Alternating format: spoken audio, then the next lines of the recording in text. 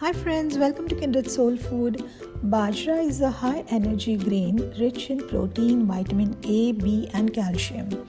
These Bajra cookies recipe has no added preservatives, artificial essence, and as such this nutritious snack can be enjoyed by all at any time of the day.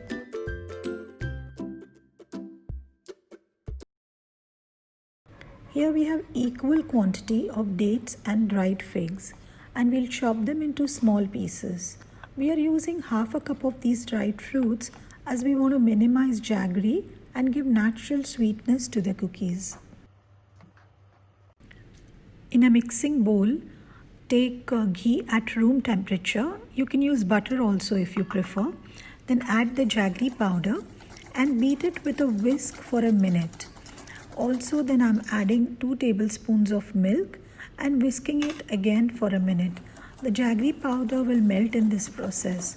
If you're a vegan, you can add coconut milk or even any substitute milk or just water. Then add the pearl millet or bajra flour, the chopped figs and dates, chopped nuts and some salt. Combine everything together. Knead the dough so it's crack free.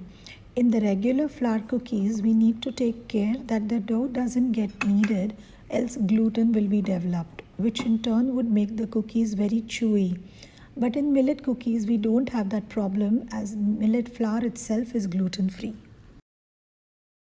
Now to make the cookies, take a portion of the dough and roll it on your palms to ensure there are no cracks. And using a roll-in pin, make half a centimeter thick sheet. I'm using a small cup from the spice box as the cookie cutter to shape the cookies. Once the cookies are made, remove the side dough and place the cookies on the baking tray lined with baking paper. Repeat the same process for the remaining dough to make the rest of the cookies.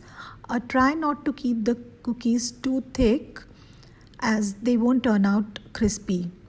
I could make 24 cookies with this much quantity. We can also make small balls from the dough, press it between your palms to flatten it and then use the rolling pin to make a thin cookie. Whichever method you find easier, the choice is yours. And now we'll sprinkle some crushed pista and almonds on top. This is completely optional and you can skip it if you want. But they look really nice and give the added crunch to the cookie. So I'm going to add them and then press them gently to set them inside the dough. Preheat the oven to 150 degrees and bake the cookies for 15 to 17 minutes. Your home will be filled with the lovely aroma of the bajra cookies. Take the tray out from the oven and let them cool for 10 minutes. The cookies will be very hot and crumbly at this stage. Once they are completely cool, we can store them in an airtight container. You can see how crispy and crunchy these cookies have turned out. They are super yummy and nutritious.